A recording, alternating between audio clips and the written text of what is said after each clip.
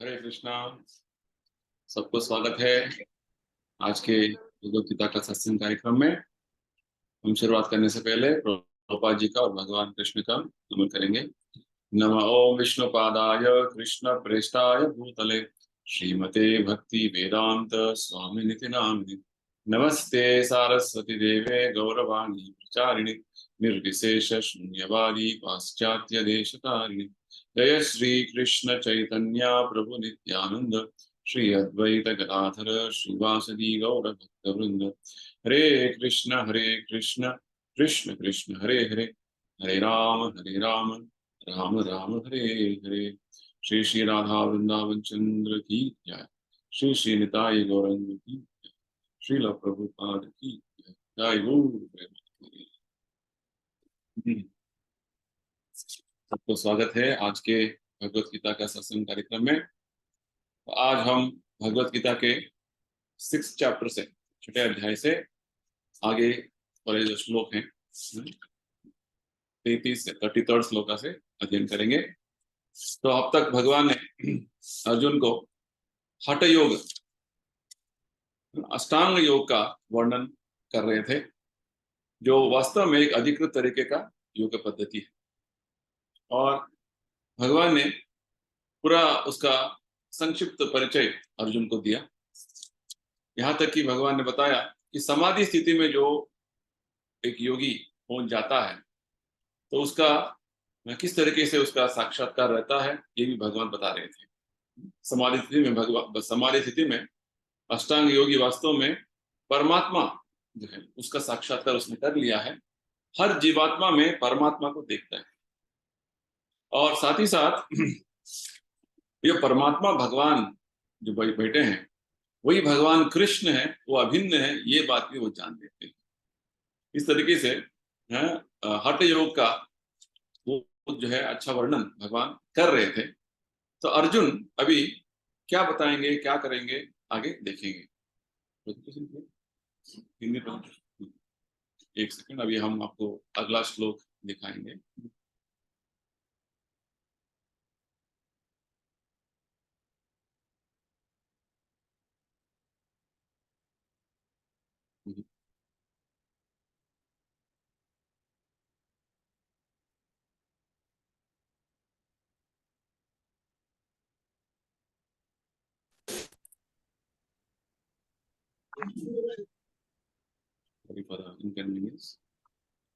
तो श्लोक कुछ दिखाने के लिए तो मुश्किल हो रहा है। आप अपने भगवत गीता का कॉपी रख लीजिए और साथ ही साथ जैसे मैं बोलता हूँ इसे देखते जाइए।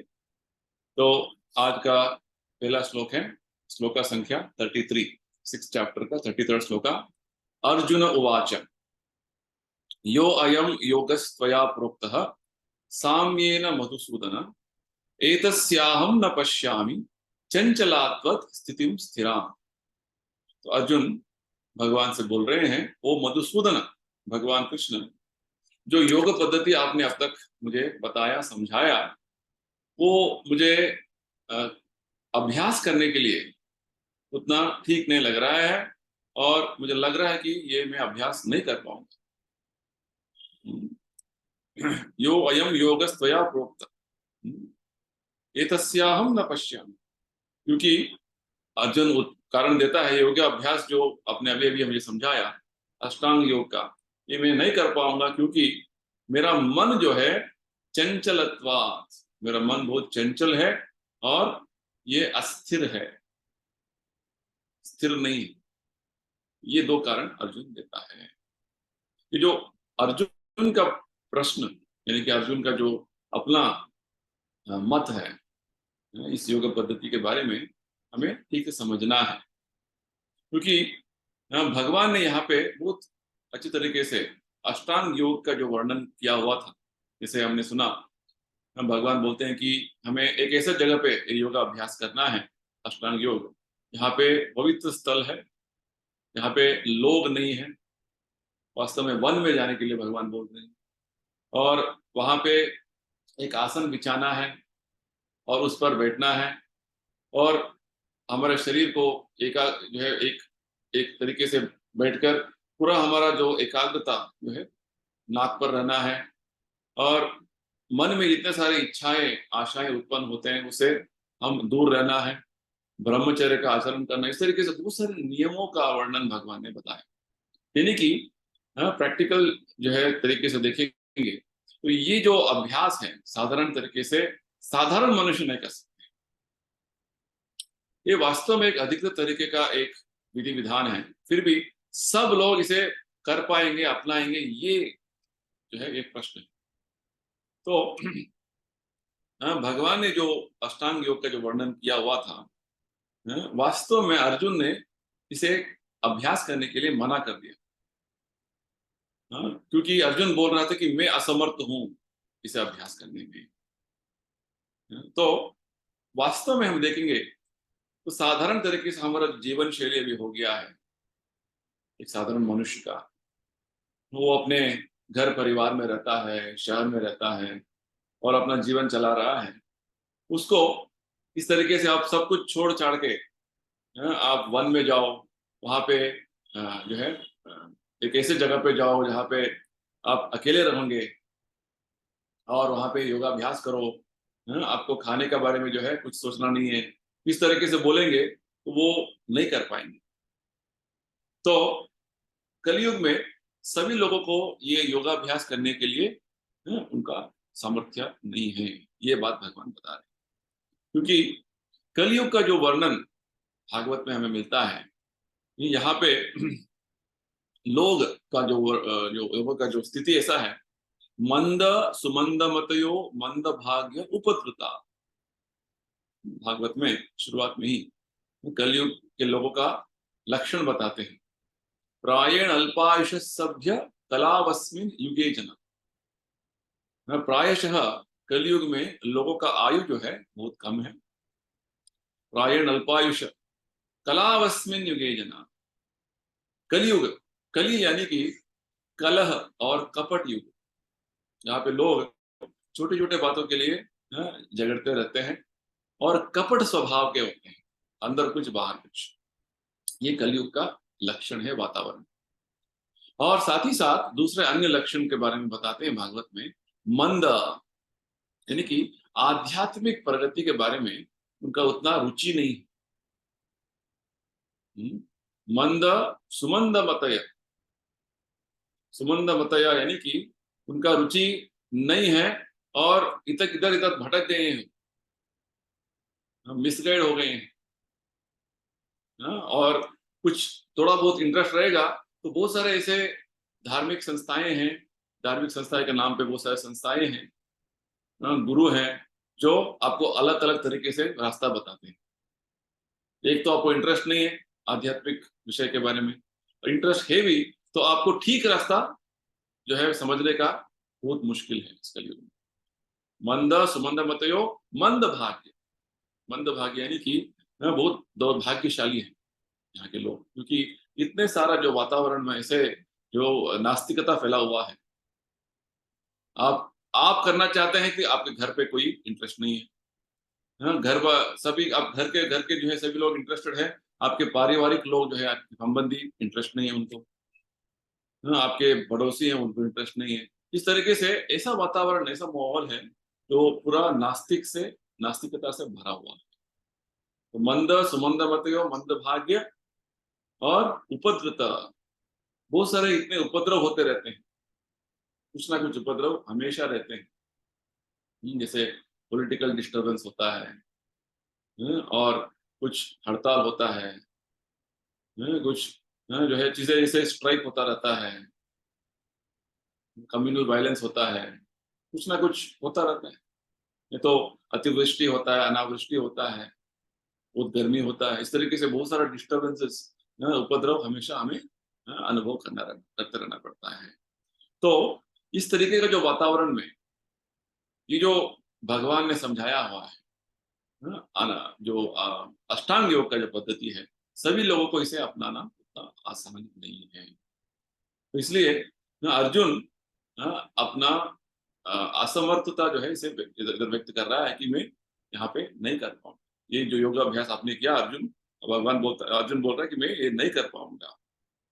तो अर्जुन ने जो 5000 साल पूर्व योगाभ्यास करने के लिए उन्होंने अपना असमर्थता व्यक्त किया था, तो हम जो है आधुनिक युग में, कलयुग में, जो इतने सारे जो उपद्रव हैं, इतने सारे जो ऐसे बुरी बुरी स्थिति है कलयुग का भी वातावरण, क्योंकि अर्जुन से जब भगवान ये बात बोल रहे थे तो ये उस समय तक द्वापर युग में लोग 1000 साल उनका जीवन था, 1000 years। कलयुग में हमारा आयु जो है कम हो गया, इसलिए भागवत में बोलते हैं अल्पायुषी हम, ज्यादा से ज्यादा जो है हम 100 साल जी सकते हैं। 100 साल भी नहीं तो बहुत हो गया, लोग अभी 60-70 में बस उतना बहुत हो गया, जीवन जी रहे हैं। तो ऐसा जो वातावरण है, तो जिस तरीके से भगवान ने बताया किस तरीके का जीवन शैली जो अपनाना है, किस तरीके से बैठना है, कौन सा जगह आपको उसे उसमें जो है सेलेक्ट करना पड़ता है, किस तरीके से मन को सभी तरीके के विचारों से, इच्छाओं से दूर करना है, ये प्रैक्टिकल नहीं है, हर व्यक्ति इसे अपनाना जो है मुश्किल है। तो अर्जुन के बारे में बोलेंगे, तो अर्जुन वास्तव में 5000 साल पूर्व जो वातावरण इतना बिगड़ा हुआ नहीं था, और एक और जो उसका एडवांटेज ये था कि वो राज परिवार में आता था, और विशेषकर उसे ये सब करने के लिए संभव हो सकता था, और बहुत सारे इतने बढ़िया गुण थे अर्जुन के, ये अभ्यास करने का जो है पूरा उसको फैसिलिटी था, और विशेषकर उसका जो जीवन अभी अभी बताया 1000 साल जीवन था उसका, फिर भी अर्जुन ने अपना असमर्थता जो है इधर व्यक्त किया। अर्जुन बोल रहा है कि ये जो योगा पद्धति भगवान आपने जो बताया मुझे अभी, ये जो करने के लिए मुझे संभव नहीं है। तो जो अर्जुन को 5000 साल पूर्व या योगाभ्यास करने के लिए वो असंभव था, तो हम इसे कैसे इस कलयुग में इसका अभ्यास करेंगे। तो पूरा इतिहास में हम देखेंगे तो अर्जुन ने कभी भी योगा अभ्यास नहीं किया, अष्टांग योग का अभ्यास उन्होंने नहीं किया। तो वास्तव में हमें समझना है कि कलयुग में ये योगाभ्यास संभव नहीं। भागवत में एक उल्लेख मिलता है किस तरीके से अलग अलग युगों में अलग अलग पद्धतियां थे जो आत्मा साक्षात्कार प्राप्त करने के लिए। कृतेय ध्यायतो विष्णु त्रेतायाम यजतो मुख द्वापरे परिचर्यायाम कलौ तत् हरि कीर्तन।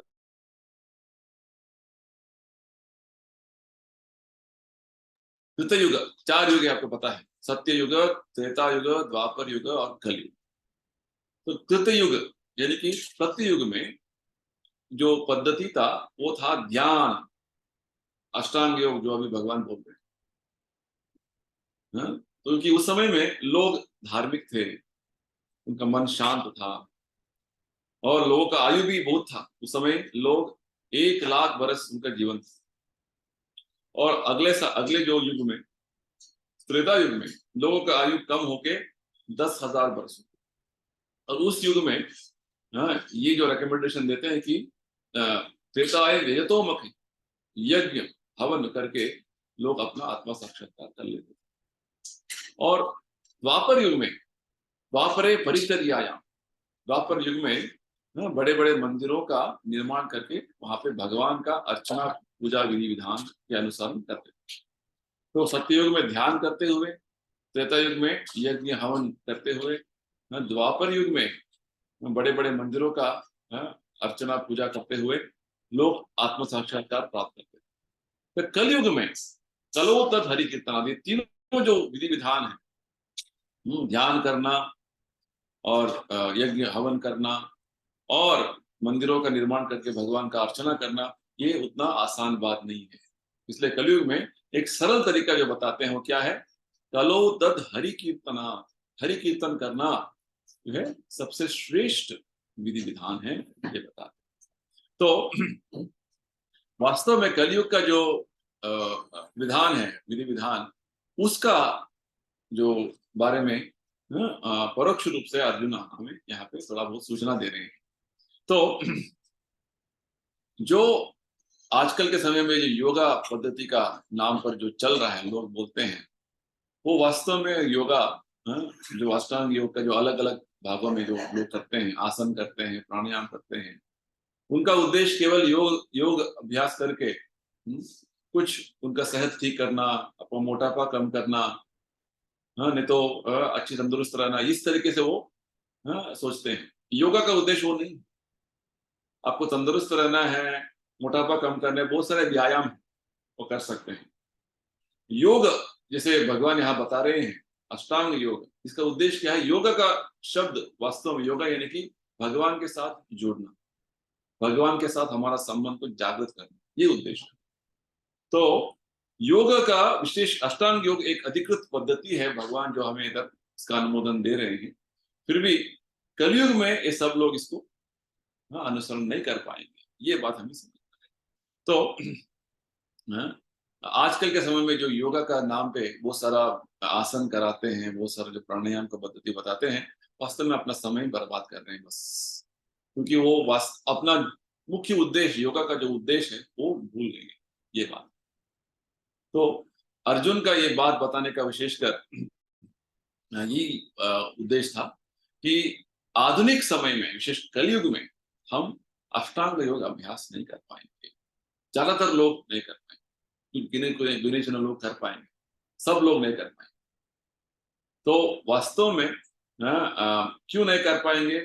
अर्जुन आगे एक और अपना जो बात बताते हैं, अगला श्लोक 34वां श्लोक 34th श्लोक का, चंचलम ही मन कृष्ण प्रमाथि बलवद दृढ़म तस्याहम निग्रहम मन्ये वायोर इव सुदुष्करम।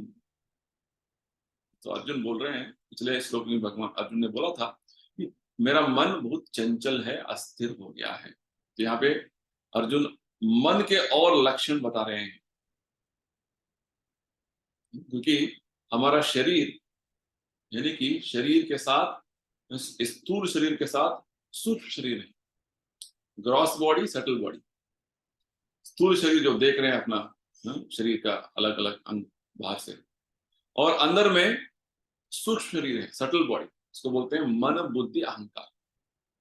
तो विशेषकर मन जो है उसका अभी का लक्षण जो है, वर्तमान में लक्षण जो है हर व्यक्ति का, ये बता रहे हैं। ये बहुत इंपॉर्टेंट है हमें समझना। तो अर्जुन बोल रहे हैं कि मन जो है चंचल है, चंचलम ही मन कृष्णा प्रमाथि बलवद दृढ़म।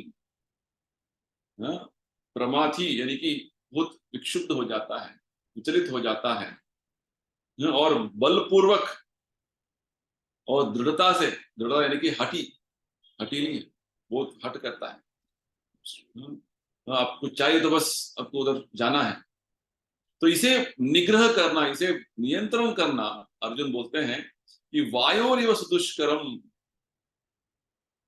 वो तेज आंधी को आप रोक सकते पाएंगे, आंधी को रोक पाएंगे? रोक नहीं पाएंगे। तेज आंधी को रोकने से और मुश्किल है ये मन को नियंत्रण करना, ये बात बताते हैं। तो अर्जुन यहाँ पे विशेषकर हमारा मन का लक्षण बता रहे हैं, और विशेषकर मन का नियंत्रण नहीं है तो हम ये जो अभ्यास, अष्टांग योग का अभ्यास जो है करना असंभव है।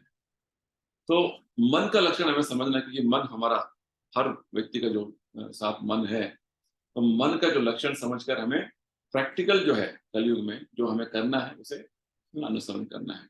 अर्जुन बोल रहे हैं कि वास्तव में मन जो है चंचल है। चंचल यानी कि हमारे जो विचार बदलते रहते हैं। भोग त्याग ये शब्द प्रयोग करते हैं शास्त्रों में, यानी कि कुछ स्वीकार करते हैं फिर से तिरस्कार करते हैं, ये मन का स्वभाव है। जैसे हम एक कपड़े के दुकान में जाते हैं, बहुत सारे कपड़े देखते रहते हैं, कुछ अच्छा लगता है स्वीकार, और कुछ दूसरा देख लिया तो इसको तिरस्कार। हर चीज में ऐसा मन का जो कार्य हो रहा है, स्वीकार तिरस्कार, एक्सेप्ट रिजेक्ट, इसको बोलते हैं चंचल, स्थिर नहीं। और दूसरा लक्षण है, भगवान इधर मन का 4 लक्षण बता रहे हैं। एक पहला लक्षण है चंचलम, और दूसरा प्रमाथि। प्रमाथि यानी कि बहुत जल्दी मन विचलित हो जाता है। मत, मत यानी कि पागल हो जाना। प्रमाथि यानी कि विशेष तरीके से पागल हो जाना, एजिटेशन। जैसे आप बैठे हैं और कुछ आपको ऐसे जो विचार आ गया मन में, हाँ, आपके बुरे समय का, तो तुरंत मन विचलित हो जाता है। किसी ने कल आपको, हाँ, जो है अच्छा गाली सुना दिया था, वो सुनकर आपका मन विचलित हो जाता है, सुनते सुनते फिर से याद करके। तो चंचलम, प्रमाथी, तीसरा बलवद। बलवद यानी कि स्ट्रॉन्ग।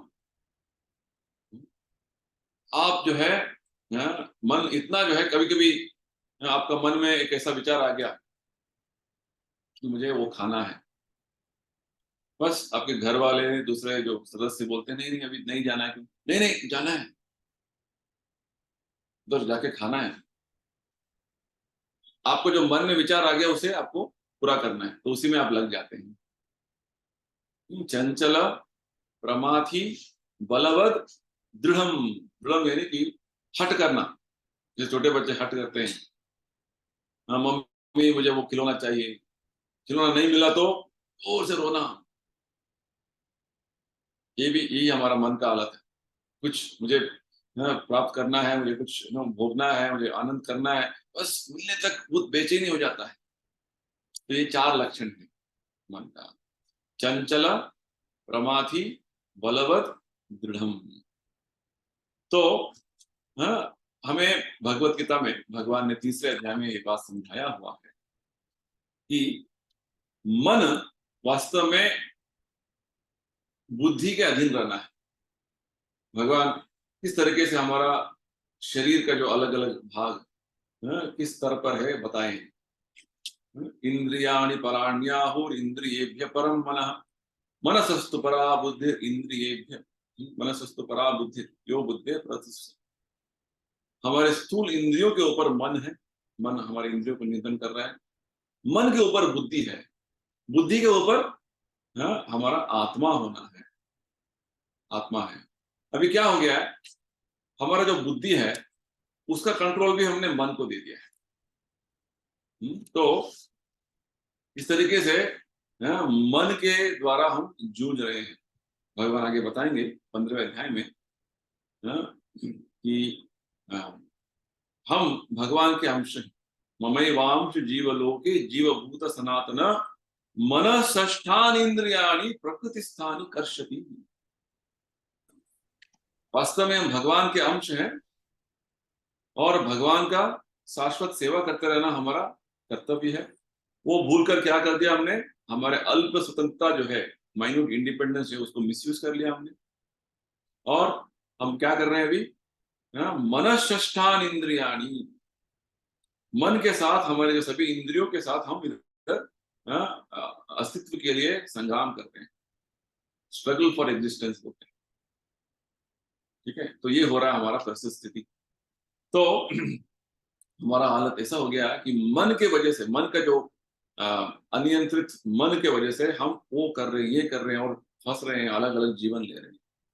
भगवान ने शुरुआत इस अध्याय की शुरुआत में बताया, उद्धरेद आत्मनात्मानम नात्मानम अवसादयेत। हमारे मन के माध्यम से हमें उद्धार होना है, अवनति नहीं होना है, गिरना नहीं नीचे। मन से हमें इस भौतिक संसार से उद्धार होना है, ऊपर उठना है, भौतिक संसार में इधर उलझते हुए नहीं रहना। तो विशेषकर प्रभुपाद जी हमें इस श्लोक के तात्पर्य में एक बात बताते हैं।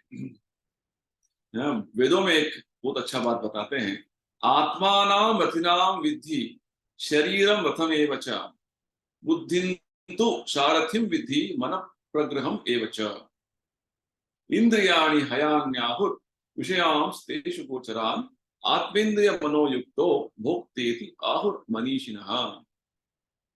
तो बहुत अच्छा जो एक उदाहरण दे रहे हैं, इधर एग्जाम्पल दे रहे हैं। वास्तव में हम आत्मा को एक रथ का जो है वहां पे विराजमान एक व्यक्ति जो है उसके साथ कंपेयर कर रहे हैं, तुलना कर रहे हैं।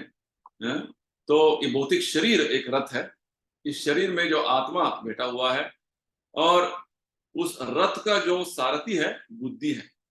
आत्माना वर्तिना विदुष शारीरम रथम एव च। ये शरीर एक रथ जैसा है, रथ में ये आत्मा बैठा हुआ है बुद्धिनाम सारथी, बुद्धि सारथी है।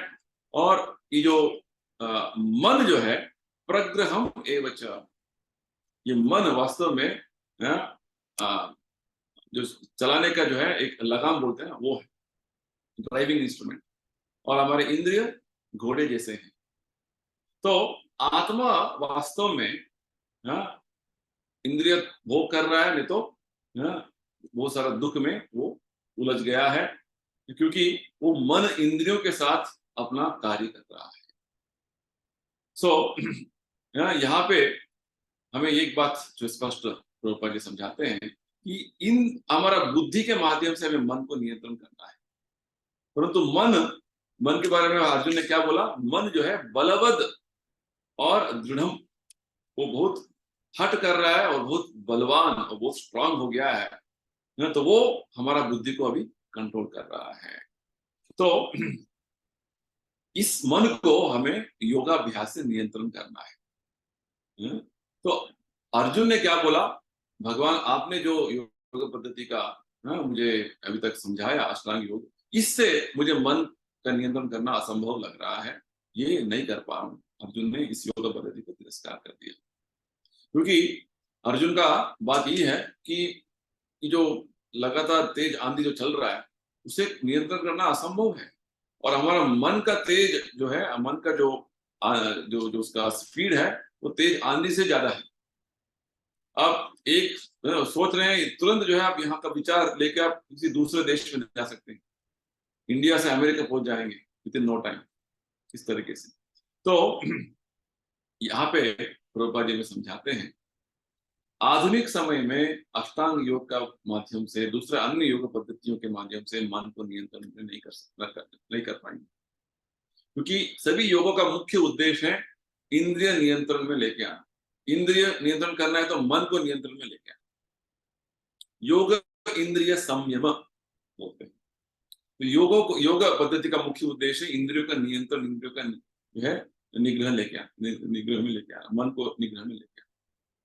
तो इस कलयुग में विशेषकर हमें चैतन्य महाप्रभु ने बहुत आसान तरीका दिया मन को नियंत्रण करने के लिए। चैतन्य महाप्रभु बोलते हैं, हरेर नाम हरेर नाम केवलम, कलो नास्त्येव नास्त्येव नास्त्येव गतिरन्यः। कलयुग में दूसरा और अन्य मार्ग नहीं है, केवल और केवल एकमात्र मार्ग है। वो क्या है? भगवान का हरे कृष्णा मंत्र का जप करना, संकीर्तन करना। हरे कृष्णा मंत्र को हम जप करेंगे, क्योंकि ये हरे कृष्णा मंत्र को महामंत्र बोलते हैं। मंत्र शब्द का अर्थ हमें समझना है। मंत्र यानी कि मनत्रायते, मन को बहुत सारे जो इस तरीके के जो हमारे 4 लक्षण जो हमने बताया, चंचलता से, उसका जो उद्विग्नता से, और बलपूर्वक जो हमें खींच के लेके जाता है उस स्वभाव से, हट जो करता है उस स्वभाव से हमें बाहर निकलना है, इसको बोलते हैं त्रायते। मन का इन सभी लक्षणों से हमें मुक्त होना है, तो हमें भगवान का यह नाम जो है हरे कृष्णा मंत्र, हरे कृष्णा कृष्ण कृष्णा हरे हरे, हरे राम राम राम हरे हरे, इस मंत्र का हमें जाप करना है, हर दिन प्रतिदिन करना है। इस तरीके से करना है जैसे चैतन्य महाप्रभु बोलते हैं, तृणादपि सुनिचेन तरोरपि सहिष्णुना। हमें बहुत विनम्रता से, इस तरीके की विनम्रता से, एक तृण के समान, तृण आपने देखा होगा, घास, लोग उस पर चलते रहते हैं, फिर भी तृण जो है कुछ उसको अपोज नहीं करता है, उसे कुछ बोलता नहीं, वो झुक जाता है फिर से उठ जाता है। इस तरीके से हम भी बहुत विनम्रता से, सहिष्णुता से, तरोर इव सहिष्णुना, एक वृक्ष जो है कितना भी बहुत सारे जो वातावरण में रहेगा, गर्मी में, है ठंडी में, और बहुत सारा जो बारिश होता रहता है, फिर भी वो उसको सहता रहता है। ठीक उसी प्रकार हमें भी हमारा जीवन में बहुत सारे जो मुश्किल आएंगे, कष्ट आएंगे, सहना है, सहकर आगे जीवन में बढ़ना है। और जीवन में बढ़ने का जो क्या बात है, हमें भगवान का नाम लेते लेते आगे बढ़ना, सहिष्णुता और और भगवान जो बोलते हैं विनम्रता, ये दोनों गुण के साथ जब हम भगवान का नाम लेंगे और हमेशा अपने लिए कुछ कुछ भी जो है सम्मान का अपेक्षा नहीं रखते हुए सबको सम्मान देना है। अमानी न मान देना, कीर्तनीय सदा हरि ही। तो ये जो विधान, विधि विधान जो है चैतन्य महाप्रभु हमें बताते हैं। और इस तरीके से जब हम भगवान का पुण्य नाम विनम्रता से, सहिष्णुता से अपने जीवन में जप करते जाएंगे, तो हमारा मन पूर्ण तरीके से नियंत्रण आ जाएगा। दूसरा कुछ भी विधान इस कलयुग में संभव नहीं है, ये बात बता। तो अर्जुन का ये जो बातें थे, विशेषकर ये जो अष्टांग योग पद्धति कलयुग में वास्तविक तरीके से इसे सब लोग अपना नहीं सकते हैं, इसका फॉलो नहीं कर सकते हैं, ये बात हम अभी बात कर रहे थे। और विशेषकर अर्जुन मन का लक्षण बताते हैं, 4 लक्षण, चंचल और प्रक्षुब्ध होने का, उद्विग्नता होने का, विचलित होने का जो बात है। तीसरा है वो बलपूर्वक हमें जो खींच के लेके जाएगा एक विषय पर। और चौथा है वो बहुत हट करता है। इस तरीके का मन को जो है हमें नियंत्रण करना। प्रभुपाद जी के गुरु महाराज है, उनका नाम है श्रीला भक्ति सिद्धांत सरस्वती ठाकुर। वो मन के नियंत्रण के बारे में एक सुझाव देते हैं। सुबह जब हम उठते हैं तो मन को 100 बार झाड़ू से मारना, और रात को जब सोते हैं उसी मन को 100 बार चप्पल से मारना। ये सुनने पर लगता है कि क्या बोल रहे हैं, वास्तव में ये सत्य है, क्योंकि मन कंट्रोल में नहीं रहता है। यहाँ तक भागवत में बोलता है कभी भी अपने मन पर आप विश्वास नहीं करो, क्योंकि ये मन बहुत सारे जन्म जन्मांतर से इतने सारे विचारों में मग्न है कि कभी भी वो आपको भटका सकता है, आप भटक जाएंगे। यहाँ तक कि भागवत में हमें वर्णन वर्णन मिलता है कि मन इतना जो है उस पर मन के जो लक्षण के बारे में और बताते हैं कि बलवान इंद्रिय ग्रामो विद्वांसापि कर्षति। हमारा जो है विद्वान भी अपने मन पर उसका विश्वास नहीं करते हैं, क्योंकि ये मन कभी भी हमें धोखा दे सकता है। यहाँ तक बताते हैं कि एक जो है निर्जन प्रदेश में, जहाँ पे अकेले में, एकांत में आपको अपने माता से, माता स्वस्त्रा दुहित्रा वा नाभि विक्ता समे भव, अपने माता से,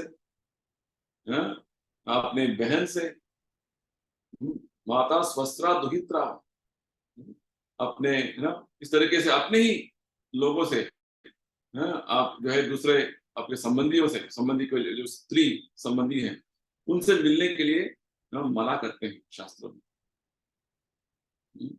तो क्यों? क्योंकि मन का जो लक्षण है वो कभी भी विचलित हो सकता है। यहाँ तक कि चैतन्य महाप्रभु बोलते हैं कि मुझे एक जो स्त्री का रूप, एक कठपुतली जो होता है, एक जो है वुडन डॉल स्त्री का, उसे देखकर भी मेरा मन विचलित हो जाता है। यानी कि हमारा मन में दूसरे जो है स्त्री पुरुष के बारे में बहुत सारे विचार बैठे हैं, संपर्क में आते ही मन जो है एजिटेशन होता है, ये बात है।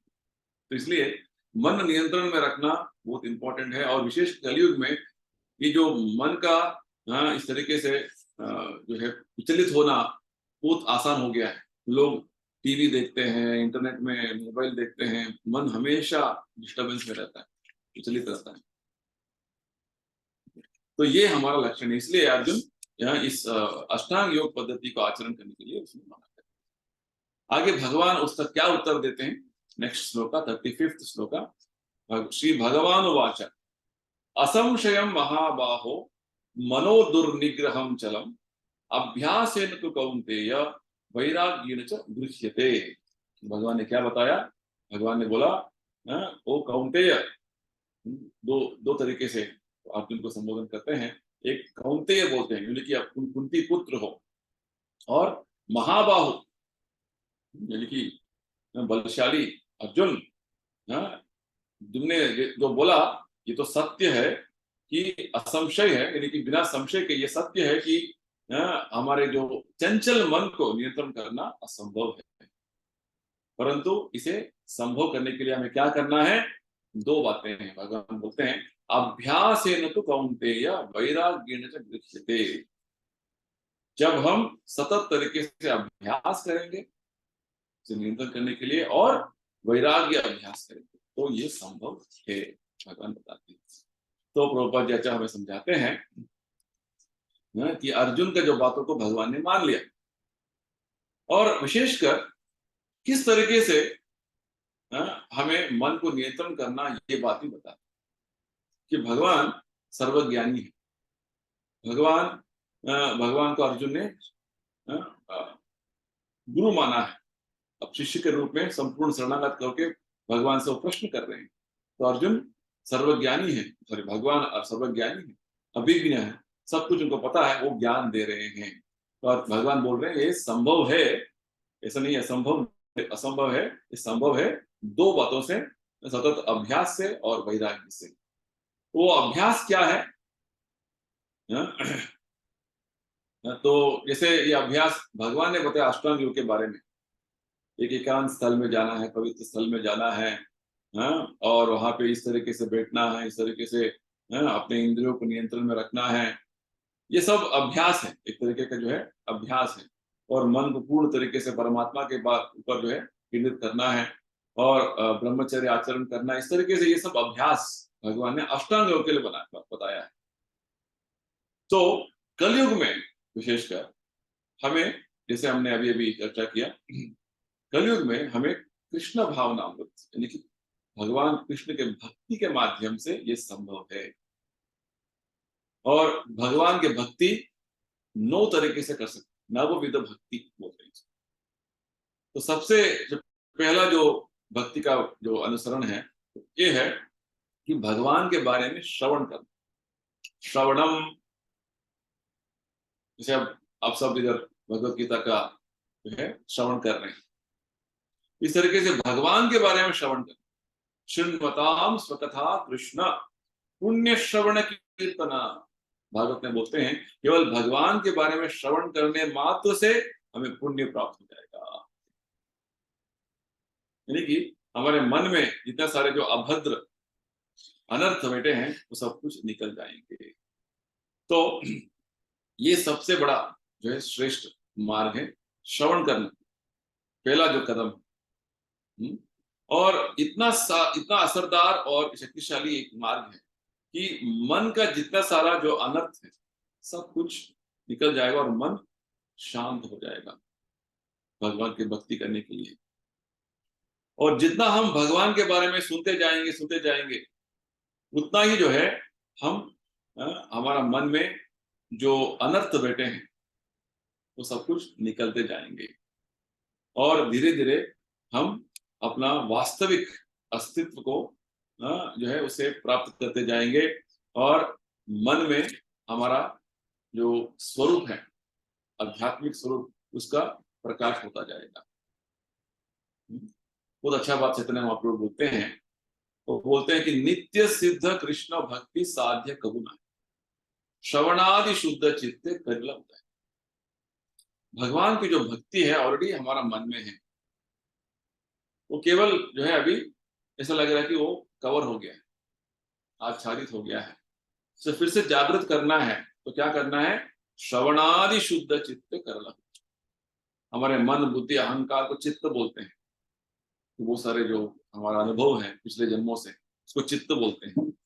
तो उस चित्तम में अभी बहुत सारे भौतिक विचार बैठे हैं।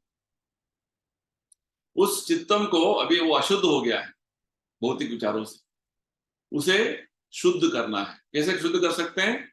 श्रवणादि शुद्ध चित्ते, क्योंकि कृष्ण भक्ति हमारा मन में है, उसे केवल हमें जागृत करना है भगवान के बारे में श्रवण करने के माध्यम से। यही बात हमें चैतन्य महाप्रभु बताते हैं। क्या अभ्यास करना है? बोलते चेतो दर्पण मार्जनम। हमारा चित्त जो है वो दर्पण जैसा है, अभी उस पर बहुत सारा धूल बैठ गया। जैसे दर्पण में धूल बैठ गया है तो अपने आप को नहीं देख पाएंगे, है ना? जब वो साफ हो जाएगा तो क्या होगा, आप अपने आप को देख पाएंगे। ठीक उसी प्रकार जब हमारे मन में जितना सारा जो धूल, जिसको भौतिक कल्मश बोलते हैं, उसे उससे हम छुटकारा पाएंगे तो हम अपने आप को देख पाएंगे, हम वास्तव में शरीर नहीं है, आत्मा है, ये ज्ञान हमें प्राप्त होगा। तो ये बात भगवान यहाँ बता रहे हैं, ये अभ्यास करना है। कौन सा अभ्यास करना है? भगवान गीता में बोलते हैं सततम कीर्तयन्तो माम, भगवान का सतत कीर्तन करना, भगवान का नाम का जप करना। हरे कृष्णा कृष्ण कृष्ण हरे हरे, हरे राम राम राम हरे हरे। इसे स्पष्ट उच्चारण करते करते श्रवण करना, ये जपा विधि है। प्रभुपाद जी बोलते हैं जपा विधि क्या है? आप जो हरे कृष्णा मंत्र बोलते हैं, पूरा मंत्र, उसे जप करते करते ध्यान से सुनिए, ये जपा विधि है। क्योंकि भगवान का जितना आप श्रवण करेंगे, नाम श्रवण करेंगे, भगवान के बारे में श्रवण करेंगे, श्रीमताम स्वकथा कृष्ण, कृष्णा कृष्णा का कथा, कृष्णा का भगवत गीता का ज्ञान, कृष्ण के हरे कृष्णा मंत्र श्रवण करते जाएंगे, उतना ही आपका मन शुद्ध होता जाएगा। ये अभ्यास करना है, ये सबसे पावरफुल जो है विधान है। क्योंकि प्रभुपाद जी बोलते हैं मन का सभी जो कल्मश इससे निकल जाएगा। कली कल्मश नाशनम बताते हैं शास्त्रों में। तो धीरे धीरे जब मन का कल्मश निकल जाएगा तो क्या होगा, हम साथ ही साथ भगवान एक और साथ ही साथ भगवान यही बोलते हैं वैराग्य का अभ्यास करना है। तो मन का धूल निकलता जाएगा तो मैं कौन हूं, मेरे क्या करना है, सब कुछ स्पष्ट हो जाएगा। और साथ ही साथ वैराग्य का कुछ जो है बातें भगवान बोलते हैं कि अभ्यास करना है। जैसे वैराग्य के बारे में प्रभुपाद जी बोलते हैं कि 4 नियंत्रक तत्व है। 4 नियंत्रक तत्व कौन से हैं? हमें मांसाहार नहीं करना, नॉन वेजिटेरियन फूड नहीं खाना। क्यों? क्योंकि नॉन वेजिटेरियन फूड खाने से, नॉन वेज फूड खाने से मन फिर से विचलित हो जाता है, फिर से मन चंचल हो जाता है। 4 लक्षण हमने बताया ना, चंचल, विचलित होना, और वो बलपूर्वक मन आपको खींचता है, और चौथा हट हट करता है, आपका बात नहीं सुनता है। आपका आध्यात्मिक विषय की इच्छा है फिर भी आप नहीं जा पा रहे क्योंकि मन बोल रहा है नहीं नहीं नहीं, ये बात हो रहा है। तो मांसाहार नहीं करना है, और नशा नहीं करना है, नो इंटॉक्सिकेंट्स, फिर से मन विचलित हो जाता है। 4 चीजें जो है जो बोल रहे हैं अभी आपको, मांसाहार नहीं करना है, नशा नहीं करना है, जुआ नहीं खेलना है, और अवैध स्त्री संग नहीं करना, no meat eating, no intoxication, no gambling, no resistance. ये 4 विषय जो है, 4 बातें हैं, मन को और विचलित कर देता है, मन को चंचल बनाता है, मन को और हट करने के लिए वो जो है ऐसे कर देता है। इसलिए हमें हमें 4 चीजों से बच कर रहना। तो प्रभुपाद जी हमेशा बोलते हैं चैंट हरे कृष्णा मंत्र एंड फॉलो 4 एलिमेंट्स। हरे कृष्णा मंत्र जाप कीजिए और 4 नियंत्रण तत्वों का अनुसरण कीजिए, ये बात है। तो इसको बोलते हैं वैराग्य। हरे कृष्णा मंत्र जप करने का अभ्यास कैसे अभ्यास करना है? हर दिन नियमित तरीके से एक निर्धारित संख्या में हमें करना है। शुरुआत के लिए 1 माला शुरू कीजिए, 1 माला में 108 बार होता है, और धीरे धीरे आपको इस लेवल पे आना। प्रभुपाद जी बोलते हैं कम से कम 16 माला आपको जप करना। तो ये नियम है, ये भगवान ही बोलते हैं। इसको सतत तरीके से जब अभ्यास करेंगे, नियमित तरीके से करेंगे, इस नियम का अनुसरण करना है। और जप करने के समय में क्या करना है, विधि क्या है? हरे कृष्णा मंत्र स्पष्ट उच्चारण करना है और उसे ध्यान से सुनना है, उसी मंत्र को सुनना है। प्रभुपाद जी बोलते हैं हरे कृष्णा मंत्र जब जप करते जाते हैं, हर शब्द को ध्यान से सुनने का कोशिश कीजिए, क्योंकि हरे कृष्णा मंत्र अंदर जाना है।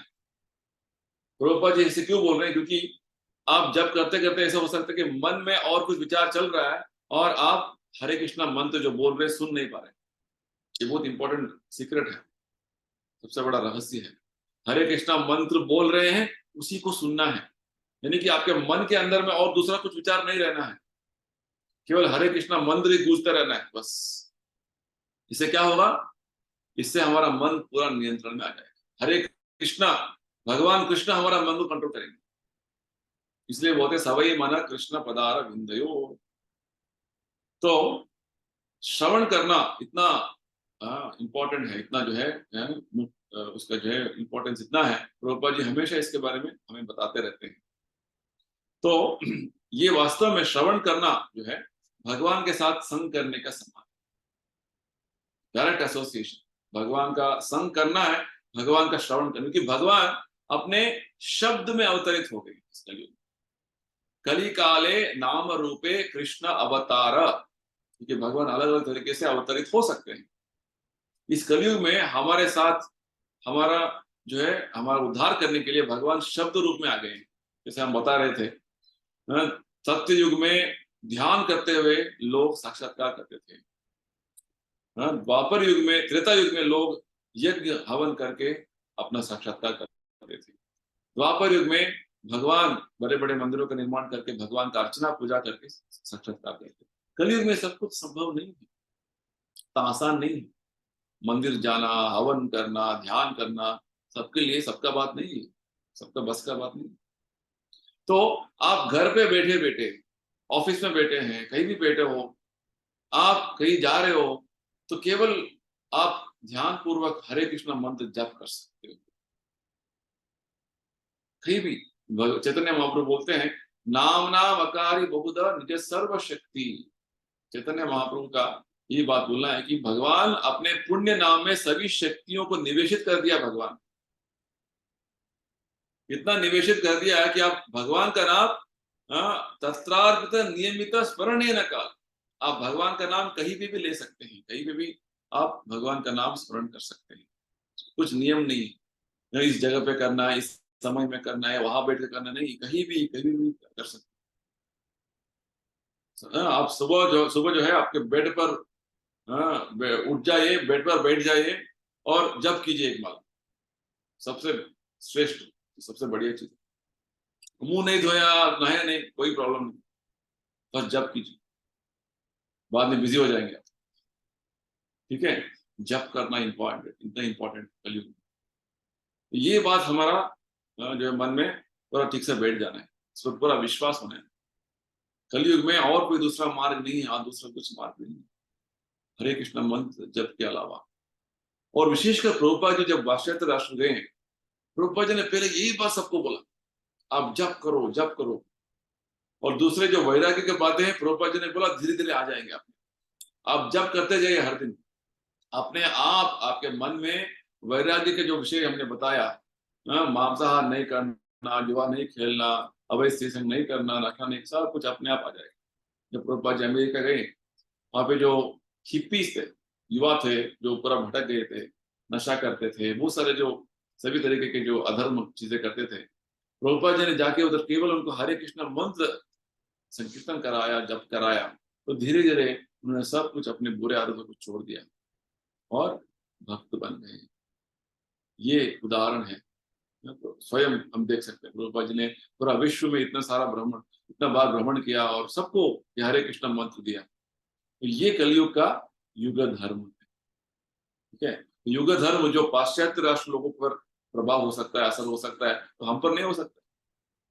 तो आप भी जप कीजिए, आपके परिवार के सभी सदस्यों को बोलिए जप करना है, क्योंकि यही जो एक मार्ग है कलयुग में अपने उद्धार के लिए, और कोई दूसरा मार्ग नहीं। एक उपनिषद इसमें बोलते हैं, मैं कल ही संतन उपनिषद में बोलते हैं, हरे कृष्णा कृष्ण कृष्ण हरे हरे, हरे राम राम राम हरे हरे, इति षोडशक नाम कलि कल्मष नाशनम, नातः परतरोपाय सर्व वेदेषु दृश्यते। ये जो 16 शब्द का जो नाम है भगवान के, इति षोडशक नाम कलि कल्मष नाशन, कलयुग का सभी कल्मशों का नाश कर देता है। कलयुग को बोलते हैं एक दोषों का महासागर है। हर जगह देखेंगे तो बस खाली दोष ही दोष, गलत गलत दिखता है और कुछ सही नहीं है इसमें कलयुग।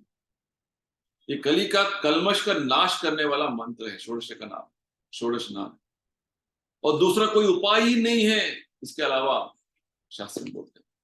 तो ये बात हमें पूर्ण विश्वास इस पर होना है, हम और इस अभ्यास को अपने बहुत गंभीरता से हम इसे स्वीकार करें। चलिए आज के अंतिम श्लोक का अध्ययन करेंगे। 36 श्लोक का। असंयतात्मना योगो दुष्प्राप इति मे मतिः वश्यादात्मना तु यतता शक्यो अवाप्तुम उपायतः। तो भगवान बोल रहे हैं जिसका मन अनियंत्रित है उन्हें आत्म साक्षात्कार बहुत कठिन कार्य है। असंयतात्मना योग, इसका मन कंट्रोल में नहीं, नियंत्रित नहीं है, उन्हें आत्म साक्षात्कार प्राप्त करना बहुत असंभव है। और जिसका मन नियंत्रण में है, वश्यात्मना यतता, और जो ठीक रास्ते पर अभ्यास करते हुए वैराग्य का पालन करते हैं, तो भगवान बोलते हैं उन्हें जो है उनका सक्सेस, यश अवश्य उनको मिलेगा। तो ये मेरा मत है, भगवान बोलते हैं शक्यो अवाप्तुम उपायतः। तो वास्तव में मन का जो इलाज जो करना है कलयुग में, उसे ठीक ठीक हमें स्वीकार करना, ये बात भगवान ने बता रहे। ठीक इलाज हम उसका नहीं लेंगे, ट्रीटमेंट नहीं लेंगे, तो कोई उसका काम नहीं, कोई इसका जो है मतलब नहीं। तो कलयुग में चैतन्य महाप्रभु आकर हमें औषधि दे रहे हैं। कौन सा औषधि? हरे कृष्णा मंत्र का औषधि दे रहे हैं। इस औषधि का जो जो इलाज जो चैतन्य महाप्रभु दे रहे हैं, इसे हमें स्वीकार करना है। कैसे स्वीकार करना है? इसे हमें जप करके श्रवण करना है, बस। देखिए, और ये औषधि को हम भी बना सकते हैं, हम जप करके इस औषधि को बना सकते हैं, ठीक है। तो हमें इन बातों पर पूर्ण श्रद्धा होना है। चैतन्य महाप्रभु भगवान कृष्ण के जो इन बातों पर पूर्ण श्रद्धा होना है और इसे अपनाना है। हरे कृष्णा मंत्र जप करने में हर दिन हमें दृढ़ता से, जो मन के लक्षण है ना, 4 लक्षण, चंचलता और विचलता और बहुत बलशाली और हट करना, इसी को जो है भक्ति में हमें परिवर्तित करना है। दृढ़ता से भक्ति करने के लिए हमें आगे बढ़ना है। बहुत बलपूर्वक कुछ भी हो, बस मुझे जप करना है इस समय में, और कुछ नहीं। जप करने के समय में और दूसरा कुछ विचार नहीं आना है, इसको बोलते हैं संकल्प। विकल्प यानी कि दूसरे विचार नहीं करना। रूप गोस्वामी बोलते हैं हमेशा भगवान का जप करो, और कभी भी भगवान का जप करने से जो है आप पीछे नहीं हटो, ऐसे बोलते रूप गोस्वामी। तो वास्तव में भगवान का नाम स्मरण करना इतना आवश्यक है। Always remember Krishna, never forget Krishna, ये बात।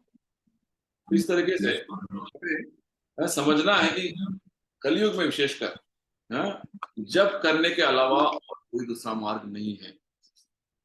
और यहाँ पे भगवान स्पष्ट बता रहे हैं, जो आप आत्म साक्षात्कार प्राप्त करना चाहते हैं, भौतिक संसार से बाहर निकलना चाहते हैं, ये मनुष्य जीवन का उद्देश्य है, ये प्राप्त करने के लिए आपको ठीक तरीके से मार्ग अपनाना है। ठीक तरीके से मार्ग नहीं अपनाएंगे, अपने मन में जिस तरीके से आया वो करते जाएंगे। आजकल के समय में ये हो गया है, लोग अपने तरीके से, जो आपको उनको ठीक लगेगा, कुछ सुना, कुछ देखा, किसी ने बोल दिया, बस करते जाओ। अच्छा वो ठीक नहीं, ये करना है, ये करना है, ये करना है। क्या ठीक है लोगों को पता नहीं, क्योंकि बहुत सारी चीजें अभी मार्केट में अभी मिल रहा है, तो लोग कंफ्यूज हो गए। तो यहाँ पे भगवत गीता का जो मार्ग है, भगवान समझा रहे हैं बहुत अच्छी तरीके से, ये जो है हमें फॉलो करने का पूरा हमारा कोशिश करना है। तो इस प्रकार भगवान हमें इधर समझा रहे हैं, प्रभुपाद जी बोलते हैं कि हम इस योगाभ्यास को, विशेषकर भक्ति योग का जो अभ्यास अभी हमने समझाया, इसे अपनाएंगे, इसे ठीक से फॉलो करेंगे, तो अवश्य, जैसे भगवान बोलते हैं, मन मना भव मद्भक्तो मद्याजी माम नमस्कुरु माम ए वैश्य सत्यम ते प्रतिजाने प्रियो। मेरा स्मरण करो। भगवान का स्मरण कैसे करें? जब हरे कृष्ण मंत्र जप करते तो अपने आप भगवान का स्मरण हो जाता है। भगवान का भक्त बनो, जब भगवान का नाम ले रहे तो भक्त बन गए। वनमना भव मद भक्तो मद्याजी, मेरा पूजा करो। तो भगवान का जप कर रहे हैं, अपने आप भगवान का पूजा भी हो रहा है। सबसे बड़ा आराधना है। और माम नमस्कुरु, भगवान को नमस्कार करना। हरे कृष्णा मंत्र से संपूर्ण तरीके से मग्न हो गया आपका मन, और दूसरा कोई विचार नहीं है, तो भगवान को पूर्ण तरीके से शरणागत हो गए। तो हरे कृष्णा मंत्र इतना जो है शक्तिशाली एक विधान है कलयुग में जप करना। दूसरा अन्य मार्ग कुछ नहीं है इससे। ये बात भगवान यहाँ बार बार बता रहे हैं कि ये करने से ही आपका जीवन का सार्थकता होगा, और दूसरा मार्ग नहीं। ठीक है, तो आगे अर्जुन का और प्रश्न होंगे यहाँ योगाभ्यास के बारे में, उसके बारे में अगले तो कार्यक्रम में, सत्संग कार्यक्रम में हम उसका चर्चा करेंगे। कुछ किसी को कुछ प्रश्न है, कुछ क्लैरिफिकेशन है तो पूछ सकते हैं। हरे कृष्णा प्रभु जी। यस जी, हरे कृष्णा, बोलिए। प्रभु जी मेरे 2 क्वेश्चन है। अभी पहले मैं ये जनरल एक क्वेश्चन है कि हम जब इंटरेक्ट करते हैं, लोगों से बात करते हैं, प्रीचिंग करने की थोड़ी बहुत कोशिश करते हैं, तो प्रभु जी वो कहते हैं कि वैदिक नॉलेज इज ऑथेंटिक एंड पौराणिक नॉलेज नॉट ऑथेंटिक, तो उनको कैसे जस्टिफाई करें इस चीज को? वैदिक नॉलेज ऑथेंटिक एंड पौराणिक पुराण दिस पुराण, भागवत अच्छा, पौराणिक नॉलेज ऑथेंटिक नहीं है, अधिकृत नहीं है। हाँ, वैदिक ज्ञान अधिकृत है, पुराण ज्ञान अधिकृत नहीं है। अच्छा, यस ओके, तो प्रभुपाद जी समझाते हैं हमको इसके बारे में। पुराण वास्तव में वेद पुराण बहन जैसे हैं, दोनों बहनें हैं। ठीक है, तो पुराण यानी कि बहुत जो है पुरातन इतिहास, ओल्ड हिस्ट्री। ठीक है, पुराण क्या है वास्तव में? वेदों का ही तत्व जो है ऐतिहासिक घटनाओं के माध्यम से उसे वर्णन किया गया है। ठीक है, पुराण भी वेदों का ही एक भाग है।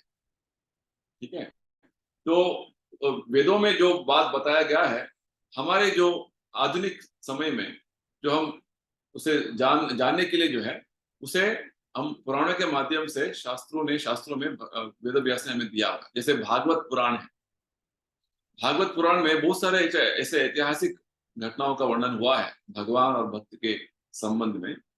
उसका जो लीला श्रवण करते ही हमें वेदों में, शास्त्रों में जो तत्व बताए गए हैं वो समझ पाएंगे। ये पुराण है। तो विशेषकर एक श्लोक है जहाँ पे रूप गोस्वामी बताते हैं, श्रुति स्मृति पुराणादि पांचरात्रि की विधि विना।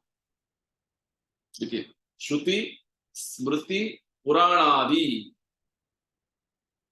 ठीक है, तो यानी कि सभी वैदिक शास्त्रों का, एक्चुअली वैदिक यानी कि पुराण भी है, श्रुति स्मृति सब कुछ है।